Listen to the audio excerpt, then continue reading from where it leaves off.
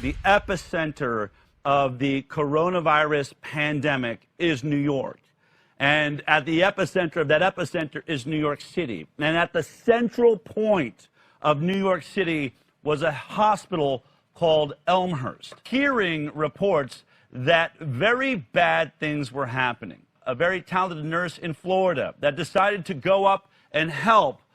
She began by telling us one of her most disturbing findings, that people who had repeatedly tested negative for COVID were being described as COVID confirmed. Here are the test results, as you can see, and they are being called COVID-19 confirmed. You said that they were vented immediately upon being brought in, is that? Yeah, so the thing is they're coming in with difficulty breathing, and a lot of these patients are really coming in with anxiety because they're scared. They take them. And they tell them pretty much that if they don't get on a vent, then they're probably not going to survive. But the reality is, if they get on that vent, the likelihood of them walking out the hospital is slim to none. You're saying they're putting non-COVID or COVID rule out with definite COVID patients? Yes. So I was only wondering, because I was looking at all the patient rooms, and this patient is in with a non-COVID. I don't understand why they're doing that. I know. There's 4 patients in a row here that are non-COVID. And this is supposed to be the COVID place. Yeah. And the guy over in... I had 2 26 that were 2 negatives. And they end up positive. The guy over in 29, I had him upstairs, and he came in with a stroke. No COVID, and now he's got COVID, and he's on a vent. Well, because we gave it to him here. That takes some real guts. But Erin, why? I just felt that as a nurse, it's my duty to protect my patients, and I couldn't walk away from that. People have a right to know what's going on. There were prior medical professionals speaking out about this and being blown off. And, yes, I risked a lot, but in my opinion, the risk is worth the reward because people around the world have been lied to. And it's destroying families. It's destroying our economy. Everything about these numbers that you are hearing across the world, globally, it's a lie. They are manipulating the truth. So they are literally creating the pandemic. Many of you are traveling into New York to help out. The majority of the nurses there feel the same way I do. So what people have seen is just a sliver. Everybody is afraid to speak out for the reason that they're threatened being sent home. If you ask, questions, if you try to, stick up for your patients and advocate for your patients like nurses are supposed to do, a lot of it is just based around either being scared of what's going to happen to you. They don't want to lose that paycheck. You were in Florida. You were a nurse there. We just heard a report about hydroxychloroquine. There's a huge Lancet papers just withdrawn this study that said that hydroxychloroquine was dangerous. Were they using hydroxychloroquine in Florida where you were? Absolutely. So we used the hydroxychloroquine and we used the zinc. When I arrived in New York, I found out very quickly that that was totally off limits. If you did, or any provider did prescribe it, it would be grounds to be fired. They granted all these medical professionals, they were all liability free if anything happened. So when you're inside these hospitals, you have liability free medical professionals treating patients on ventilators with no family. What you described as maybe the worst day of your life. Remember, this is an Iraqi war vet who has seen a lot of bad days, I would guess. A 37-year-old, which is my age,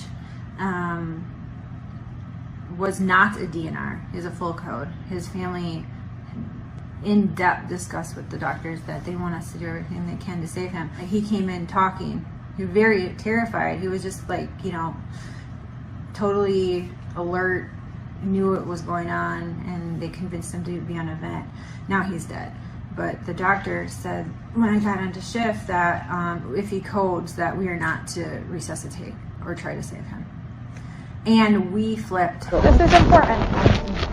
I just asked them if we can put a DNR order, and they said no. That's up to the attending. Okay, so we're going to code him. That's what I said, and they said no, we're not. I said yes, we are. We're obligated to. So then You got to say something though, like it's our license. Unfortunately, you guys got to put in an order, just something. That's what I said. I said I'm obligated. Yeah. What did she So say? then she's like, the higher up said. I said, I don't care what they said. What higher up? God? We don't have a God here making decisions. I said, I don't care what they said. So we're supposed to.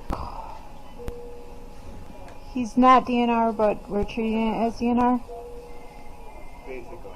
Basically. Does his family know? His family knows the situation.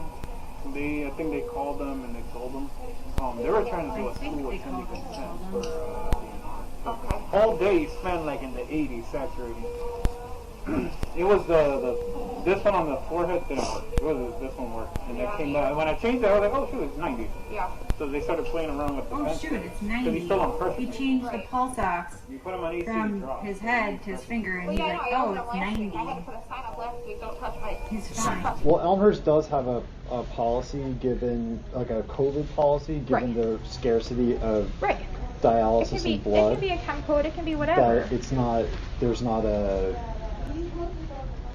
it's a difference. Normally the standard is whatever the family says, like we just do. So if they would say code them for 5 years, like we just do that until they die.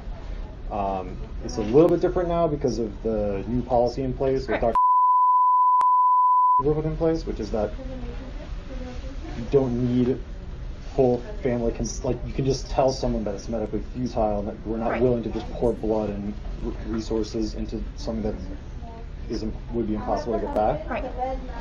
But he's 37. All I can think about is that at least he knows that we were fighting for him when he died. You know. Aaron, we hear that the victims of COVID-19 tend to be over the age of 65 and suffering from other life-threatening illnesses. What you are describing and talking about, this is a 37-year-old man, correct? Can you tell me what it was like to be hearing that and going through this over a young man with his whole life ahead of him, a family that is unable to visit and see how he's doing? You're the only person representing that family in that moment, are you not? I mean, he's all that we had, you know.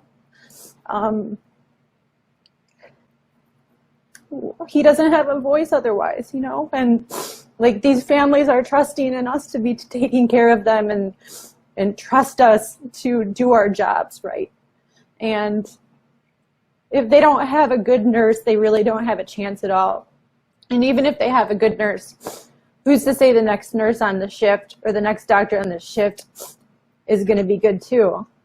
And it just goes against every single thing that we've ever learned and that we're taught to do as nurses, you know, just to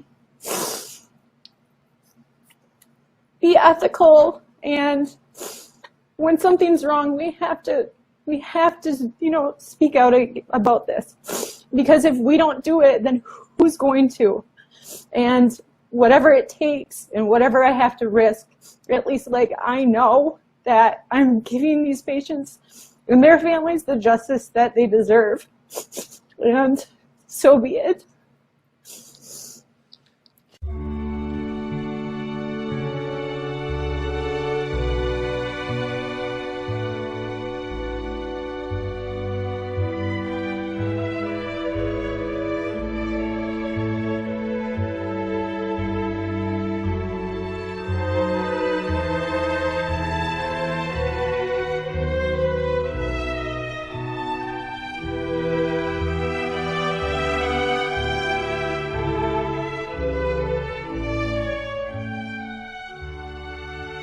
Quien dude de lo que decimos, pregúntele a las enfermeras, esos ángeles de misericordia que están realmente en el frente de batalla, acerca de lo que está sucediendo con los ventiladores, los falsos positivos y la actitud de los médicos corruptos, a quienes parece no importarles la vida humana.